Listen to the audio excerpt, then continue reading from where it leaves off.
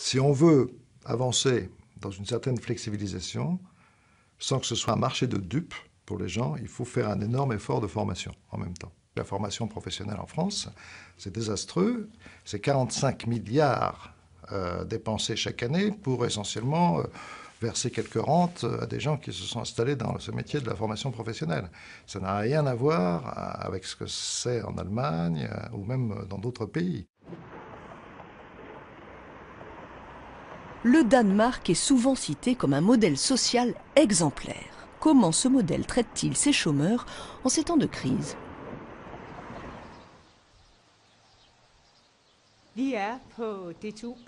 Nous sommes au DTU Business. C'est un département de l'Université technique du Danemark. On y a mis en place une formation appelée « La croissance en 100 jours ». C'est une formation pour les cadres qui cherchent un nouvel emploi. Au Danemark, nous appelons ça être entre deux jobs. Ça veut dire qu'on a arrêté de travailler dans un endroit et qu'on est en chemin vers un nouvel emploi. J'étais responsable d'une importante mission de réorganisation et de développement dans le domaine administratif et financier. J'ai été convoquée à une réunion de planification où nous devions évoquer les projets pour la période à venir. Lors de cette réunion, j'ai appris que le directeur souhaitait mettre un terme à notre coopération. Ça s'est passé très vite.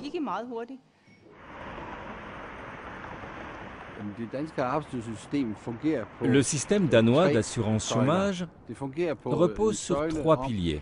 Le premier est la sécurité pour les salariés. Si on perd son travail, on a la sécurité d'allocation chômage pendant 2 ans. Le deuxième pilier est que les employeurs peuvent facilement embaucher et licencier. Le troisième pilier est une politique du marché du travail active qui se focalise sur comment faire revenir un chômeur sur le marché du travail à travers un stage dans une entreprise ou à travers une formation. Le système que nous appelons Flex Sécurité repose sur ces 3 éléments. Mais ce n'est pas le Père Noël. Il y a à la fois une carotte et des obligations à respecter. Les chômeurs sont obligés d'accepter l'offre de formation. On ne peut pas percevoir des indemnités chômage si on refuse d'améliorer ses qualifications. De notre point de vue, la flexisécurité supporte un marché du travail très performant, avec un taux de chômage peu élevé, un taux d'emploi élevé, et qui permet aux entreprises danoises, souvent de petite taille, d'adapter leur production rapidement et sans frais, en fonction de l'évolution du marché.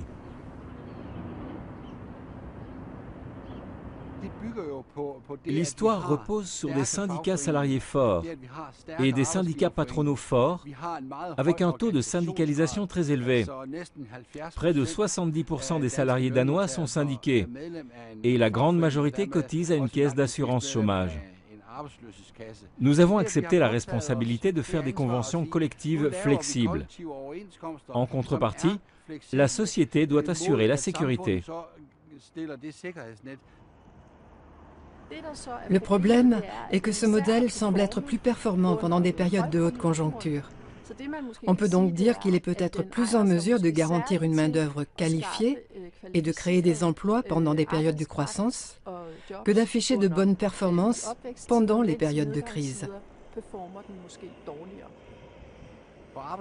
Le marché du travail devient de plus en plus compliqué. Il y a de moins en moins d'emplois pour les non qualifiés.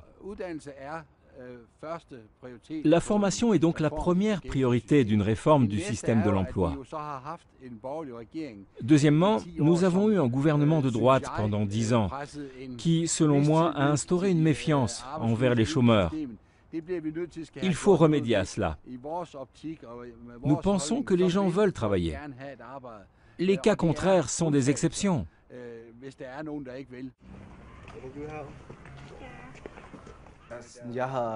J'ai travaillé comme caissier. Puis j'ai fait le ménage. J'ai travaillé dans un pressing où je faisais du repassage. J'ai été serveur et j'ai été chauffeur de bus. À l'époque, on pouvait gagner autant qu'un ingénieur, même si on n'avait pas de diplôme. Alors pourquoi faire des études? Je ne pensais pas à ça. Quand la crise de la finance nous a touchés, les conditions n'étaient plus les mêmes. Au Danemark, il faut avoir un diplôme pour trouver du travail. J'ai finalement réalisé cela. Je me suis dit qu'il fallait que je prenne les choses en main et que je fasse quelque chose pour améliorer ma vie à l'avenir.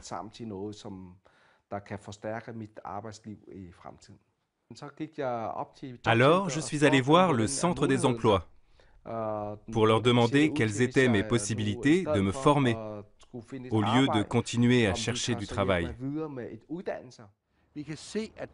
Nous constatons qu'il n'y a pas assez de jeunes qui choisissent une formation professionnelle. Pendant 10 ans, nous avons cru que toute la production devrait se trouver en Chine et que nous ne pouvions faire que le travail créatif. Aujourd'hui, nous savons que nous avons besoin d'une société de la connaissance aussi bien que d'une société de la production. Un des points faibles du modèle danois de flexisécurité est qu'il s'est avéré être moins performant quand il s'agit d'intégrer les chômeurs de longue durée. Nous ne devons pas oublier les personnes qui se trouvent hors du marché du travail de façon permanente et qui perçoivent différentes formes d'aide sociale.